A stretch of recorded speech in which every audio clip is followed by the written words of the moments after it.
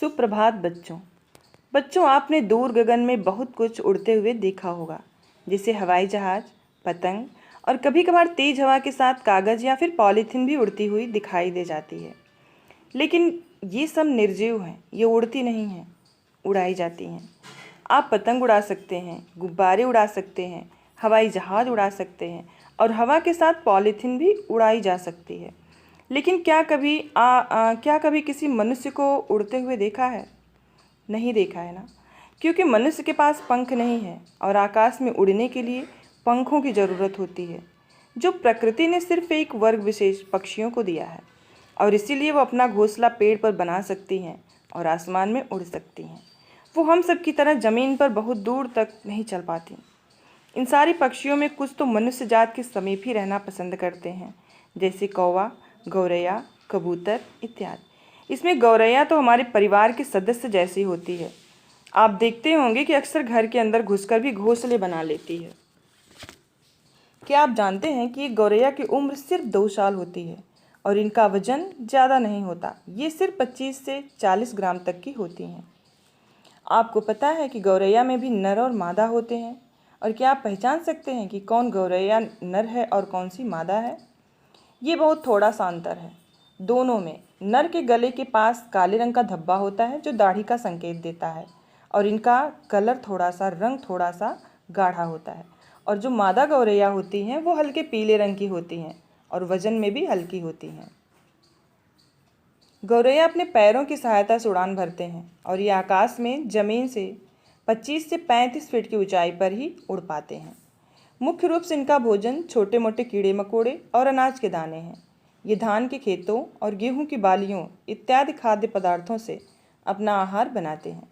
इनकी एक विशेषता है कि ये अपना घोंसला उसी स्थान पर बनाते हैं जो इनको सुरक्षित लगता है, और मादा गौरैया अपने अंडों की देखभाल करती है तथा नर गौरैया उनके लिए भोजन की व्यवस्था करता है।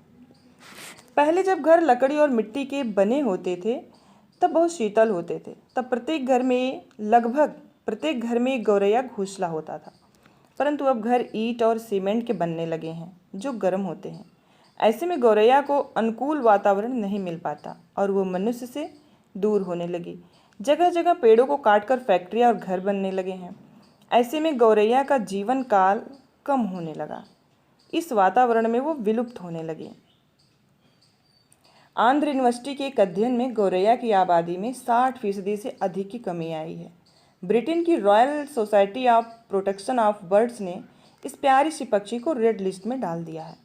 तो बच्चों, हमारी प्यारी सी गौरैया देखते होंगे, आपको देखने को भी कम मिलती होंगी, इस समय विलुप्त होने के कगार पर हैं। तो बच्चों, ये रही छोटी सी गौरैया के बारे में कुछ महत्वपूर्ण बातें।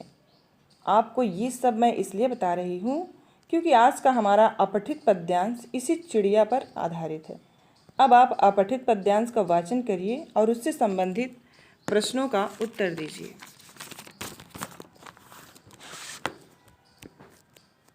सुबह सवेरे आती चिड़िया, आकर मुझे जगाती चिड़िया, ऊपर बैठ मुडेर पर चींची चूं चूं गाती चिड़िया।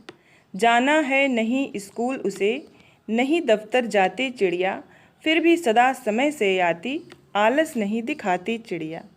थोड़ा सा चुग्गा लेकर भी दिन भर पंख फैलाती चिड़िया, इससे सेहत ठीक रखती, नहीं दवाई खाती चिड़िया। तो बच्चों, ये रही चिड़िया के ऊपर एक प्यारी सी कविता। अब इस कविता से संबंधित कुछ प्रश्न हैं जिसका उत्तर आपको अपनी उत्तर पुस्तिका में लिखना है। प्रश्न 1, प्रस्तुत कविता का उपयुक्त शीर्षक लिखिए। प्रश्न 1, प्रस्तुत कविता का उपयुक्त शीर्षक लिखिए। प्रश्न 2, चिड़िया कब आती है? प्रश्न 2, चिड़िया कब आती है? प्रश्न 3, चिड़िया क्या नहीं खाती? प्रश्न 3, चिड़िया क्या नहीं खाती?